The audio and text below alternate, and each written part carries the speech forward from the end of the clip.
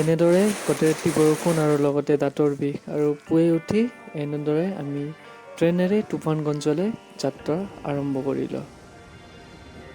আৰু এনেদৰে ট্ৰেইনেৰে প্ৰাকৃতিক সৌন্দৰ্য উপভোগ কৰি আমি সময় 12:30 মানত আমি তুফানগঞ্জ ট্ৰেইন ষ্টেচন পালোহি। আৰু এতিয়া আমি ষ্টেচনৰ ওচৰতে থকা পিলপিলি ষ্টেচনত গৈ আমি পিলপিলিত উঠি ল'লে এনেদৰে আৰু ডক্তৰৰ চেম্বাৰৰ অভিমুখে যাবলৈ আৰম্ভ কৰিলোঁ এনেদৰে।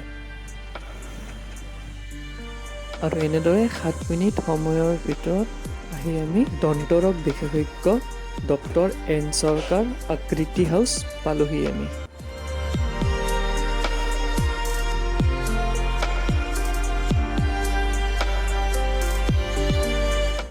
এটা আমি দিচ্ছি। হ্যাঁ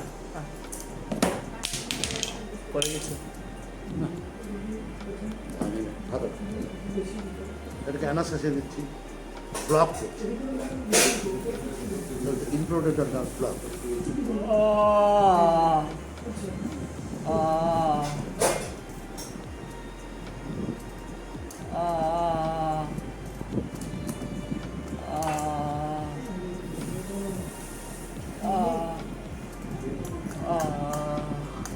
ব্লক করছে সেই অ্যাকুরেট নার্ভে ঢুকতে হবে।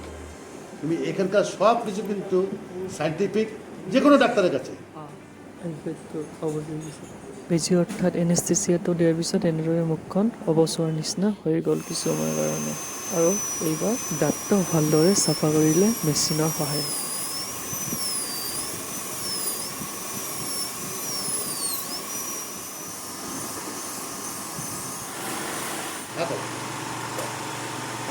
শোনা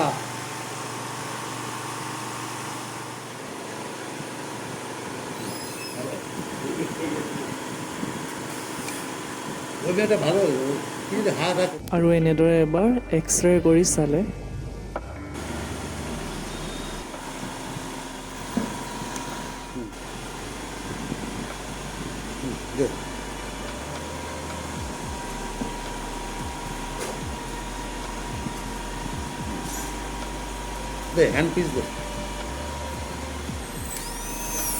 আৰু এনেদৰে প্ৰথম ভাগ তুফানগঞ্জত কৰিলোঁ।